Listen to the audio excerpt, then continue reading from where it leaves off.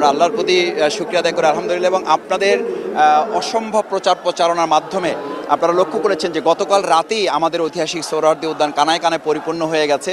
সকাল থেকে আমরা বেসিক্যালি আমাদের মূল গেটগুলো শুধুমাত্র ভিআইপিস যারা, সিনিয়র সিটিজেন যারা, সাংবাদিক যারা, বুদ্ধিজীবী যারা, আমন্ত্রিত অতিথি যারা, তাদের জন্য শুধু আমরা ওপেন রেখেছি। বাকি সাধারণদের জন্য আমাদের ইতিমধ্যে বাবুবাজার, সদরঘাট, তারপরে ওদিকে গাবতলী, কল্যাণপুর, এদিকে যাত্রাবাড়ি সহ কমলাপুর রেল স্টেশন থেকে এখন যারা নামছেন কেউই আর সামনের দিকে আগাতে পারছেন না।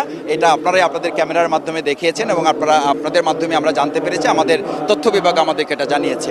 দ্বিতীয় হচ্ছে আজকের মূলত প্রোগ্রাম হচ্ছে 7 দফা দাবি বাস্তবায়নের লক্ষ্যে জামাত ইসলামী আমিরে জামাত জাতীয় নেতৃবৃন্দ কথা বলবেন।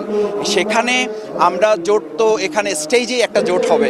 আপনারা লক্ষ্য করবেন যেখানে আমরা যারা এই দাবিগুলোর সাথে একমত, সেই সমস্ত জাতীয় পর্যায়ের নেতৃবৃন্দ যারা সংগঠনগুলো আছে, আমরা যাদের সাথে একসাথে ফ্যাসিবাদ বিরুদ্ধে আন্দোলন করেছি, তারা এখানে আসবেন, বক্তব্য রাখবেন।